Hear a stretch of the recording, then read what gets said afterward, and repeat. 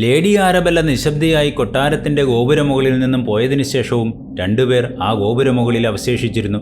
ഭ്രാന്തമായ ആവേശം എരിഞ്ഞടങ്ങി നിശബ്ദനായി mister Edgar കാസ്വാളും ഒരുപാട് കാര്യങ്ങൾ സംസാരിക്കണമെന്ന് ആഗ്രഹിച്ചെങ്കിലും ഒരു വാക്കുപോലും പുറത്തേക്ക് വരാതെ മിമ സാൾട്ടണുമായിരുന്നു ആ രണ്ടുപേർ. മിമയ്ക്ക് എന്തെല്ലാമാണ് പറയാനുള്ളതെന്ന് പോലും നിശ്ചയമില്ലാത്തതുപോലെ അനന്തമായ നിശബ്ദതയാണ് അവർക്കിടയിൽ കുറേ നേരം ആധിപത്യം പുലർത്തിയത്. ഈ നിശബ്ദതയെ ഇല്ലാതാക്കിക്കൊണ്ട് മിമ തനിക്ക് പറയാനുള്ളതെല്ലാം അടുക്കും ചിട്ടയുമായി പറഞ്ഞു തുടങ്ങി.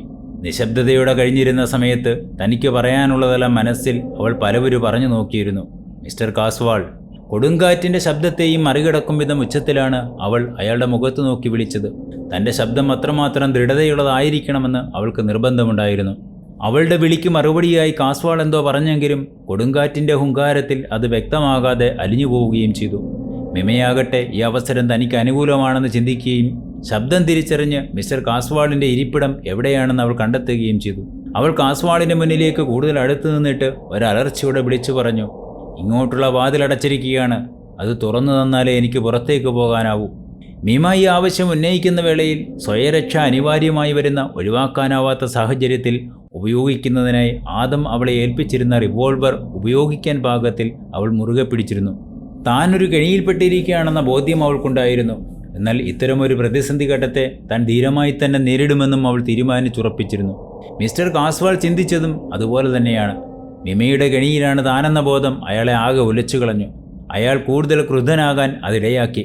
നാട്ടിൻപുറത്തെ നിരക്ഷരനായ ഒരു മനുഷ്യൻ തൻ്റെ ഭാര്യയോട് കയർക്കുന്നത് പോലെ അയാൾ കൊടുങ്കാറ്റിനെ പോലും ഭയപ്പെടുത്തും വിധം ഒച്ചയുണ്ടാക്കിക്കൊണ്ട് വിളിച്ചു പറഞ്ഞു, നീ എൻ്റെ കൊട്ടാരത്തിലേക്ക് കടന്നു വന്നത് ആരോടും അനുവാദം ചോദിച്ചിട്ടല്ല.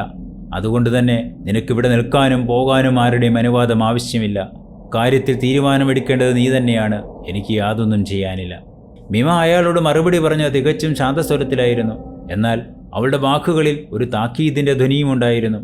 ശരി, ഞാൻ സമ്മതിച്ചിരിക്കുന്നു. ഞാൻ തിരിച്ചു പോവുകയാണ്. സമയവും സാഹചര്യവും അനുകൂലമാകുമ്പോൾ താങ്കളുടെ ഇപ്പോഴത്തെ പെരുമാറ്റത്തെക്കുറിച്ച് സ്വയം പഠിച്ചുകൊള്ളുക. എന്നാൽ ഒരു കാര്യം ഞാൻ താങ്കളെ ഓർമ്മിപ്പിക്കുകയാണ്.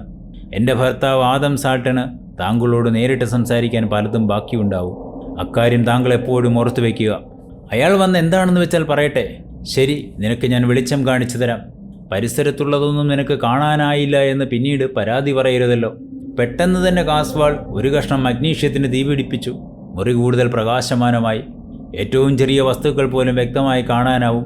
മിമയ്ക്ക് പുറത്തേക്ക് കടക്കാൻ ഇത് സഹായകമാണ്. അവൾ തൻ്റെ കണ്ണുകളെ നാലുപാടും വായിച്ചു. പുറത്തേക്ക് കടക്കാനുള്ള കിളിവാതിലിൻ്റെ സ്ഥാനം അവൾ വേഗത്തിൽ കണ്ടെത്തി. പെട്ടെന്ന് തന്നെ മഗ്നീഷ്യം കത്തിത്തീർന്നതിനാൽ വെളിച്ചമില്ലാതായി. സമയം പാഴാക്കാതെ തന്നെ അവൾ പൂട്ടിന് നേരെ വെടിയുതിർത്തു. പൂട്ട് നിരവധി കഷ്ണങ്ങളായി ചിതറിത്തെറിച്ചു. അവൾ വാതിൽ ശക്തിയായി വലിച്ചു തുറന്ന് ഗോവണിപ്പടികളിലൂടെ ചാടിയിറങ്ങി നേരെ എത്തിയത് സ്വീകരണമുറിയിലേക്കാണ്. തിടുക്കത്തിൽ തന്നെ അതിൻ്റെ വാതിലുകളും വലിച്ചു തുറന്ന് അവൾ പുറത്തേക്കോടി. ആ ഓട്ടം അവസാനിച്ചത് കാസ്ട്രാറഗീസ് കൊട്ടാരത്തിന് പുറത്തേക്കെത്തിയപ്പോൾ മാത്രമാണ്. ഒരു പ്രേതഭവനത്തിൽ നിന്നും പുറത്തു കടന്നതിൻ്റെ ആശ്വാസത്തിലായിരുന്നു അവൾ വേഗത അല്പം പോലും കുറയ്ക്കാതെ തന്നെ നേരെ ലെസർ ഹില്ലിലേക്ക് പോയി. മിസ്റ്റർ ആദം സാൾട്ടൻ ഇവിടെയുണ്ടോ? അവൾ ഗേറ്റിൽ കാവൽ നിന്നിരുന്ന ആളോട് ആരാഞ്ഞു. അദ്ദേഹം വന്നിട്ട് ഏതാനും നിമിഷങ്ങൾ മാത്രമേ ആയിട്ടുള്ളൂ. പഠനമുറിയിലേക്കാണ് അദ്ദേഹം പോയതെന്ന് അയാൾ മറുപടി പറഞ്ഞു. മിമ കോണിപ്പടികൾ ഓടിക്കയറി തൻ്റെ പ്രിയപ്പെട്ടവൻ്റെ മുന്നിലെത്തി. മിമയെ അപ്രതീക്ഷിതമായി കാണാനിടയായതിൽ ആദം ആദ്യം അമ്പരന്നു. അയാളുടെ സന്തോഷത്തിന് അതിരുകളില്ലായിരുന്നു. ഇതേ അവസരത്തിൽ തന്നെ മിമയുടെ മുഖത്തെ ഭാവങ്ങളെ വിശകലനം ചെയ്യാനും ആദം മറന്നില്ല. അവളുടെ മുഖത്തെ ഭയവും ആശങ്കകളും വായിച്ചെടുത്ത ആദം അവളെ താങ്ങിയെടുത്ത് സോഫയിലേക്ക് കിടത്തിയിട്ട് അയാൾ അവളുടെ അരികിൽ തന്നെ ഇരുന്നു. പറയൂ, എന്താണ് സംഭവിച്ചത്? എല്ലാ കാര്യങ്ങളും വിശദമായി പറയൂ. കാസ്ട്രാറഗീസ് കൊട്ടാരത്തിൻ്റെ ഗോപുരമുകളിലെ മുറിയിൽ താൻ നടത്തിയ സാഹസികമായ യാത്രയെക്കുറിച്ചും പിന്നീട് നടന്ന സംഭവങ്ങളെക്കുറിച്ചും അവൾ വിശദമായി തന്നെ ആദമിനോട് പറഞ്ഞു. ആദം എല്ലാം നിശബ്ദം കേട്ടിരുന്നു. മിമ എല്ലാ കാര്യങ്ങളും പറഞ്ഞു കഴിഞ്ഞപ്പോൾ ആദം പറഞ്ഞു, നാളെ തന്നെ ഞാൻ മിസ്റ്റർ കാസ്വാളിനെ കാണുന്നുണ്ട്. അയാളുടെ മുഖത്തു നിന്ന് തന്നെ എല്ലാ കാര്യങ്ങളും അറിയേണ്ടതുണ്ട്. എൻ്റെ പ്രിയപ്പെട്ടവനെ, ഇനി ഒരിക്കൽ കൂടി കാസ്വാളുമായി ഒരു ഏറ്റുമുട്ടലിനുള്ള സാഹചര്യങ്ങൾ ഉണ്ടാവരുതേ. ഇപ്പോൾ തന്നെ അതിൻ്റെ പേരിൽ ആവശ്യത്തിലധികം ഞാൻ അനുഭവിച്ചു കഴിഞ്ഞിരിക്കുന്നു. അക്കാര്യമോർത്ത് നീ ഭയക്കേണ്ടതില്ല. ഈശ്വരൻ്റെ സാന്നിധ്യം നമ്മുടെ കൂടെ ഉള്ളിടത്തോളം അരുതാത്തതൊന്നും സംഭവിക്കുകയില്ല.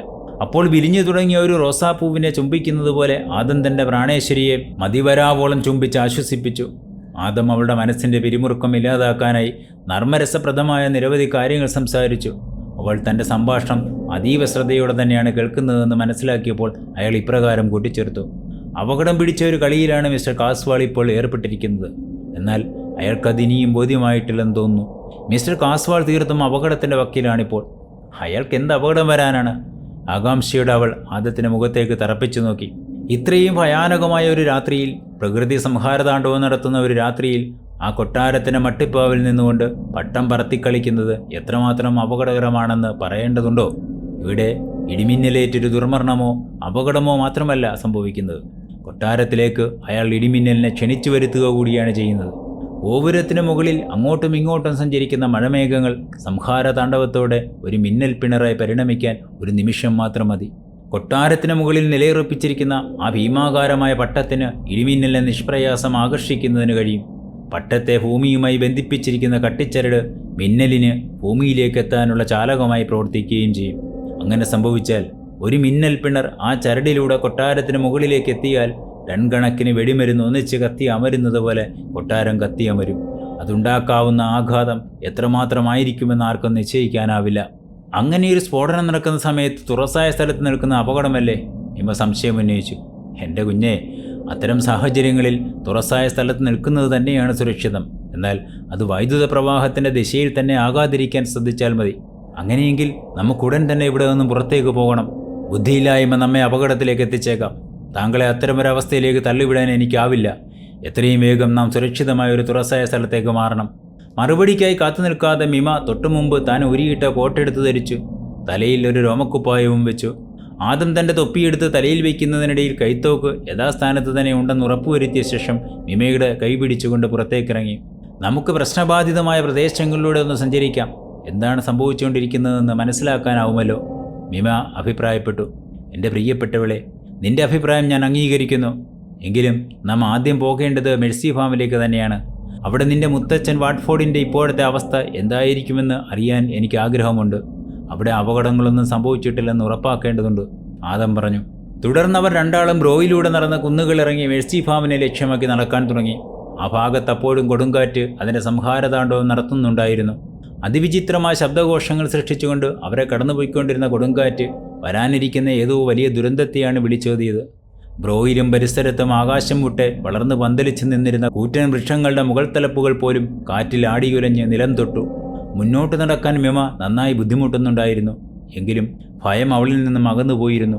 തൻ്റെ പ്രാണേശ്വരനെ മുറുകെ പിടിച്ച് നടക്കാൻ കിട്ടിയ അവസരമായിട്ടാണ് അവൾ അതിനെ കണ്ടത്. മെഴ്സി ഫാമിലെത്തിയപ്പോൾ പുറത്ത് ആരെയും കണ്ടില്ല. വിളക്കുകളൊന്നും കത്തുന്നുണ്ടായിരുന്നില്ല. അങ്ങനെയെങ്കിലും തൻ്റെ വീടിൻ്റെ രാത്രി ചിട്ടകളെക്കുറിച്ച് നന്നായിട്ട് അറിയാമായിരുന്ന മിമ അതെല്ലാം നല്ല ലക്ഷണങ്ങളായി തന്നെയാണ് നോക്കിക്കണ്ടത്. എങ്കിലും മുകൾ നിലയിലെ ജനാലയുടെ കർട്ടനുകൾ താഴ്ന്നു കിടക്കുന്നത് കണ്ടപ്പോൾ അവളിൽ പഴയകാല ഓർമ്മകൾ ഓടിയെത്തി. അതവളെ വല്ലാതെ വേദനിപ്പിച്ചു. തൻ്റെ പ്രിയപ്പെട്ടവളുടെ വേദന എന്താണെന്ന് മനസ്സിലാക്കിയ ആദം ആ നിമിഷത്തിൽ ലില്ലിയുടെ വിയോഗത്തെക്കുറിച്ചോർത്ത് ദുഃഖിതനായി. അയാൾ ഉടൻ തന്നെ തൻ്റെ പ്രിയപ്പെട്ടവളെ ചേർത്ത് പിടിച്ച് ചുംബിച്ചു.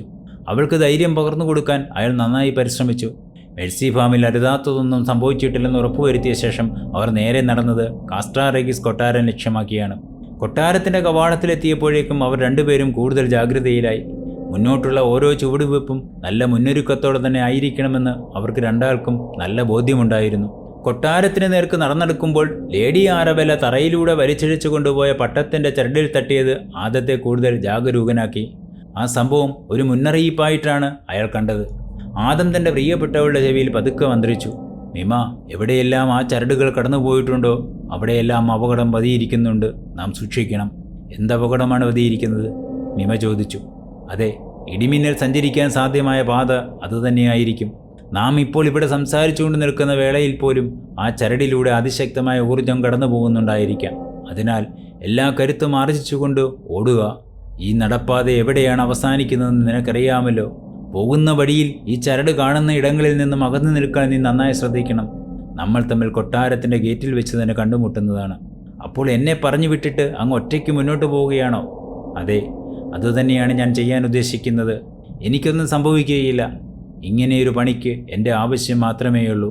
ഞാൻ എത്രയും വേഗം തന്നെ തിരിച്ചെത്തിക്കൊള്ളാം.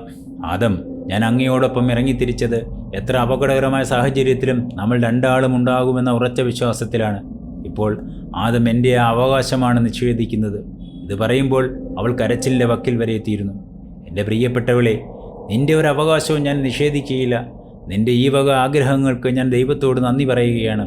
എങ്കിലും ഇപ്പോൾ നമ്മൾ രണ്ടുപേരും ദൈവത്തിൻ്റെ കരങ്ങളിലാണ്. അദ്ദേഹം അനുവദിച്ചാൽ നമുക്ക് രണ്ടുപേർക്കും വീണ്ടും ഒന്നിക്കുന്നതിന് യാതൊരു തടസ്സവുമില്ല. അതെവിടെ വെച്ച് എപ്പോൾ വേണമെങ്കിലും സംഭവിക്കാം.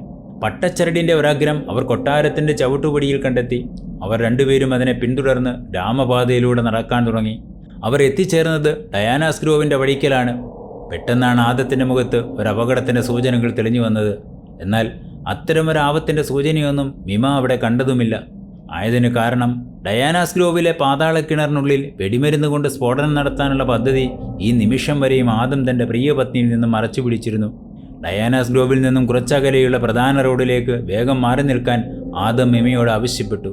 അങ്ങോട്ട് നടക്കുമ്പോൾ പട്ടച്ചരട് കിടക്കുന്ന ഇടങ്ങളിൽ നല്ല ജാഗ്രതയോടെ നടക്കണമെന്ന് പറയാനും ആദം മറന്നില്ല. കുറ്റിക്കാടുകൾക്കിടയിൽ എവിടെയെങ്കിലും അതിൻ്റെ സാന്നിധ്യം കണ്ടെത്തിയാൽ ഓസ്ട്രേലിയക്കാർ പരസ്പരം പങ്കുവയ്ക്കുന്നത് പോലെ കൂവേ എന്ന് നീട്ടി വിളിച്ചാൽ മതിയെന്നും ആദം നിർദ്ദേശിച്ചു. പെട്ടെന്നാണ് അത് സംഭവിച്ചത്. അതിശക്തമായ ഒരു മിന്നൽ പിണർ അവർ നിന്നിരുന്ന സ്ഥലത്തെ മാത്രമല്ല ചുറ്റുമുള്ള പ്രദേശങ്ങളെ കൂടി പ്രഭാപൂരിതമാക്കിക്കൊണ്ടുണ്ടായി. ആകാശത്തിൻ്റെ അടരുകളിൽ എവിടെയോ സംഭവിച്ച ഒരു ശക്തമായ സ്ഫോടനത്തിൻ്റെ പ്രത്യാഘാതമായിരുന്നു ആ മിന്നൽ. അതിനെ തുടർന്ന് മിന്നലിൻ്റെയും ഇടിയുടെയും ഒരു പരമ്പരയ്ക്ക് തന്നെ അവർ സാക്ഷികളാകേണ്ടി വന്നു. അത് കണ്ട് അത്ഭുതപ്പെട്ടു പോയ ആദം തൻ്റെ പത്നിയെ തൻ്റെ ശരീരത്തോട് കൂടുതൽ ചേർത്ത് പിടിച്ചു. മിന്നലിൻ്റെയും ഇടിയുടെയും ഇടയ്ക്കുള്ള സമയക്രമം മനസ്സിലാക്കിയ ആദം കൊടുങ്കാറ്റിൻ്റെ പ്രഭവ കേന്ദ്രത്തെക്കുറിച്ച് ഒരു ഏകദേശ ധാരണ ഉണ്ടാക്കിയെടുത്തു. ഏതായാലും തങ്ങൾ നിൽക്കുന്നത് ഇപ്പോഴും സുരക്ഷിതമായ ഇടത്തിലാണെന്ന് അയാൾക്ക് ബോധ്യമായി. എങ്കിലും കൊടുങ്കാറ്റിൻ്റെ ദിശ തങ്ങൾ നിൽക്കുന്ന ഇടത്തിലേക്ക് തന്നെയാണെന്ന് അയാൾ ഊഹിച്ചു. ശക്തി കുറഞ്ഞും കൂടിയും ഇടിമിന്നലുകൾ തുടർച്ചയായി ഉണ്ടായിക്കൊണ്ടിരുന്നു. ഈ സമയത്ത് ആദമിൻ്റെ ശ്രദ്ധ മുഴുവനും കൊട്ടാരത്തിനു മുകളിൽ ആടിയുലഞ്ഞ് തകർന്ന് തരിപ്പണമാകാൻ കാത്തു നിൽക്കുന്ന പട്ടത്തിന് മുകളിലായിരുന്നു. വളരെ വേഗത്തിൽ തന്നെ ആ കാഴ്ചയെ മറച്ചുകൊണ്ട് കട്ടിയായ ഇരുണ്ട മേഘങ്ങൾ വന്നെത്തുകയും ചെയ്തു. വീണ്ടും അതിശക്തമായൊരു മിന്നൽ പിണർ കൂടിയുണ്ടായി. ആകാശത്തെ മുഴുവൻ കീറിമുറിച്ചുകൊണ്ടത് ഭൂമിയിലേക്ക് പടർന്നിറങ്ങുകയായിരുന്നു. അതിൻ്റെ ആഘാതത്തിൽ പ്രപഞ്ചം ഒരു നിമിഷത്തേക്കെങ്കിലും നിശ്ചലമായി. ഒരു വൻമരം ആകാശത്തിൻ്റെ അടരുകളിൽ നിന്നും ആർത്തലച്ച് ഭൂമിയിലേക്ക് പതിക്കുന്നത് പോലെയാണ് അത് അനുഭവപ്പെട്ടത്. തുടർന്ന് ഒരു പ്രകാശവലയം കാസ്ട്രാറഗിസ് കൊട്ടാരത്തിൻ്റെ ഗോപുരത്തിന് മുകളിലേക്ക് പെയ്തിറങ്ങി. കൊട്ടാരം കിടുകിടെ വിറയ്ക്കുന്നത് ആ ദമ്പതിമാർ നോക്കി നിന്നു. തൊട്ടടുത്ത നിമിഷം തന്നെ കാലങ്ങളായി ഈ നാടിൻ്റെ ചരിത്രത്തിൻ്റെ അവശിഷ്ടമായി തലയുയർത്തി നിന്ന കാസ്ട്രാറഗിസ് കൊട്ടാരം ഒരു ചീട്ടുകൊട്ടാരം കണക്കെ തകർന്നു വീഴുന്നത് അവർ അമ്പരപ്പോടെ നോക്കി നിന്നു. എല്ലാം വളരെ പെട്ടെന്ന് തന്നെ അവസാനിച്ചു. മിന്നൽ തൽക്കാലം നിലച്ചു. പ്രകൃതി വീണ്ടും ഇരുണ്ടു തുടങ്ങി. എന്നാൽ പിന്നീട് സംഭവിച്ചത് അതിനേക്കാൾ ഭീകരമായ ഒന്നായിരുന്നു. കാസ്ട്രാറഗിസ് കൊട്ടാരത്തിൽ നിന്നും ഒരു പ്രഭാകിരണം അതിവേഗത്തിൽ ഡയാനാസ് ഗ്രോവിലേക്ക് സഞ്ചരിക്കാൻ തുടങ്ങി. ഒന്ന് കണ്ണ് ചിമ്മി തുറക്കുന്നതിനുള്ളിൽ തന്നെ ഡയാനാസ് ഗ്രോവ് എന്ന ആ ചരിത്ര യാഥാർത്ഥ്യം 1000-ഓ 10,000-ഓ കരിങ്കൽ കഷ്ണങ്ങളായി ചിന്നിച്ചിതറുന്നതാണ് അവർ കണ്ടത്. ആ കെട്ടിടത്തിൽ നിന്നും തടിയുരുപ്പടികൾ കത്തിയമരുന്നതിൻ്റെയും അതിനോടൊപ്പം ആരുടെയെല്ലാമോ ആർത്തനാദവും ഉയർന്നു കേട്ടത് ആദമിനെ പോലും സങ്കടപ്പെടുത്തി. അയാളുടെ രക്തം പെട്ടെന്ന് തന്നെ മരവിച്ചതുപോലെ അനുഭവപ്പെട്ടു. ഡയാനാസ് ഗ്രോവിൽ നിന്ന് ഉയർന്നു കേൾക്കുന്ന ആർത്തനാദവും മരണവെപ്രാളവും മിമയെയും സങ്കടപ്പെടുത്തി. ഭൂമിയുടെ അന്തരാത്മാവിൽ എവിടെയോ നിന്ന് ഏതോ ജീവിയുടെ മരണവിപ്രാളവും ആർത്തനാദവും വീണ്ടും വീണ്ടും ഉയർന്നു കേട്ടുകൊണ്ടിരുന്നു. കാസ്ട്രാറഗിസ് കൊട്ടാരവും ഡയാനാസ് ഗ്രോവും വെന്ത് വെണ്ണീറായതിൻ്റെ പ്രകാശം അവിടെയെല്ലാം പരന്നൊഴുകി. അപ്പോഴേക്കും മിന്നലിൻ്റെ പ്രഹരവും കെട്ടടങ്ങിക്കഴിഞ്ഞിരുന്നു. ഇപ്പോൾ ആ ദമ്പതികൾക്ക് തങ്ങളുടെ പരിസരത്തെ നന്നായി നോക്കിക്കാണാനാവുന്നുണ്ട്. ഡയാനാസ് ഗ്രോവിലെ ഇരുമ്പുവാതിലുകൾ ഉരുകിയൊലിച്ച് എന്തെല്ലാമോ സീൽക്കാര ശബ്ദങ്ങളുണ്ടാക്കി. എല്ലാം കത്തിയെരിഞ്ഞ് ചാരമായി തീർന്നതോടെ കെട്ടിടം നിന്നിരുന്ന സ്ഥലത്തേക്ക് കൂടുതൽ വ്യക്തമായി കാണാനാവുന്ന അവസ്ഥയിലേക്കെത്തി. പാതാളക്കിണർ അവർക്കിപ്പോൾ വ്യക്തമായും കാണാം. ഇന്നേരം വരെയും അതിനുള്ളിൽ നിന്നാണല്ലോ ആർത്തനാദം ഉയർന്നു കേട്ടിരുന്നതെന്ന് ഒരു ഞെട്ടലോടെ അവർ തിരിച്ചറിഞ്ഞു. എന്നാൽ ആ ദീനവിലാപം മാത്രമായിരുന്നില്ല മെമിയെ തളർത്തിക്കളഞ്ഞത്. അവൾ അവിടെ കണ്ട കാഴ്ചകളുടെ ഭീകരത ജീവിതകാലം വരെ മായ്ച്ചു കളയാനാവുമായിരുന്നില്ല. ഭീമാകാരരൂപിയായ ഒരു സർപ്പത്തിൻ്റെ ശരീരം അപ്പോഴും തറയിൽ കിടന്ന് പുകയുന്നതാണ് അവൾ കണ്ടത്. ശൽക്കങ്ങൾ അവിടെവിടെയായി ചിതറിക്കിടക്കുന്നുണ്ടായിരുന്നു. വെന്തുരുകി പോഞ്ഞുകൊണ്ടിരിക്കുന്ന ആരബെല്ലയുടെ ശരീരാവശിഷ്ടങ്ങളും തൊട്ടടുത്തു നിന്നും അവൾക്ക് കാണാനായി. ഏതാനും നാളുകൾക്ക് മുമ്പ് ആദം സാൾട്ടനും സർ നഥാനിയേലും രാത്രിയിൽ ഗ്രോവിലെ വൃക്ഷങ്ങൾക്കിടയിൽ നീലക്കണ്ണുകളുമായി കണ്ട അതേ ഭീകര സത്വം തന്നെയാണ് ഇപ്പോൾ വെന്തെരിഞ്ഞ് ലാവാപ്രവാഹമായി പുറത്തേക്ക് വമിക്കുന്നതെന്ന സത്യം അവർ മനസ്സിലാക്കി. കിണറിൽ അവശേഷിച്ചിരുന്ന വെടിമരുന്നുകൾ കൂടി പൊട്ടിത്തെറിച്ച് തീ പടർന്നതോടെ ഡയാനാസ് ഗ്രോവിൻ്റെ സമ്പൂർണ്ണ നാശം സംഭവിച്ചു കഴിഞ്ഞിരുന്നു. ഭൂമിയുടെ അന്തർഭാഗത്തു നിന്നും വെളുത്ത കല്ലുകളും മണൽത്തരികളും മുകളിലേക്ക് വന്ന് കുമിഞ്ഞുകൂടി. പുകയും പൊടിപടലവും എങ്ങും വ്യാപിച്ചതോടെ ശ്വാസം കഴിക്കാൻ പ്രയാസം നേരിട്ടപ്പോൾ ആദമും മിമയും അവിടെ നിന്നും പുറത്തേക്കോടി രക്ഷപ്പെട്ടു. എല്ലാം സമാധാനപരമായി തന്നെ അവസാനിച്ചിരിക്കുന്നു. പിറ്റേന്നത്തെ പ്രഭാതത്തിലെ പൊൻകിരണങ്ങൾക്ക് ഒരു താരാട്ടുപാട്ടിൻ്റെ സാന്ത്വനഭാവമായിരുന്നു ഉണ്ടായിരുന്നത്. അന്ന് പകൽ മുഴുവൻ ആദമും മിമയും ഗ്രോയിലും കാസ്ട്രാറഗിസിലും സന്തോഷത്തോടെ കറങ്ങി നടന്നു. അന്നത്തെ പ്രഭാതം അവരെ സംബന്ധിച്ചിടത്തോളം ഏറ്റവും ആനന്ദദായകമായിരുന്നു. ഒരു കൊടുങ്കാറ്റിന് ശേഷമുള്ള ശാന്തതയാണ് അവർക്ക് അനുഭവപ്പെട്ടത്. ആദം തൻ്റെ മുത്തച്ഛനെയും സർ നഥാനിയേലിനെയും സന്ദർശിച്ച് ഉണ്ടായ സംഭവങ്ങളെല്ലാം വിവരിച്ചു പറഞ്ഞു. എല്ലാം കേട്ടതിന് ശേഷം സർ നഥാനിയേൽ ഇപ്രകാരം പറഞ്ഞു: ആദം, ദുരന്തത്തിൻ്റെ പ്രതീകമായിരുന്ന ലേഡി ആരബെല്ലയും അവരുടെ ജന്മമായിരുന്ന വെള്ളസർപ്പവും ഈ ഭൂമിയിൽ നിന്ന് തന്നെ ഇല്ലാതായിരിക്കുന്നു. ആയതിനാൽ ഈ ദുർമൂർത്തികളുടെ ദുരാത്മാവ് ഇനി ഒരിക്കലും ഈ ഭൂമിയിൽ പ്രത്യക്ഷപ്പെടാതിരിക്കാൻ നമുക്ക് ദൈവത്തോട് പ്രാർത്ഥിക്കാം. അവർ 3 പേരും ആദ്യമെത്തിയത് ഡയാനാസ്ലോവിലേക്കാണ്. എല്ലാം നേരിട്ട് കണ്ട് വയോധികർക്ക് ബോധ്യപ്പെട്ടു. എല്ലാം ശുഭമായി അവസാനിച്ച സ്ഥിതിക്ക് ഇനി നവദമ്പതികൾ ഒരു ഹണിമൂൺ യാത്രയ്ക്ക് പോകണമെന്ന് നിർദ്ദേശിച്ചത് മുത്തച്ഛനാണ്. മിമയും അതിനൊരുക്കമായിരുന്നു.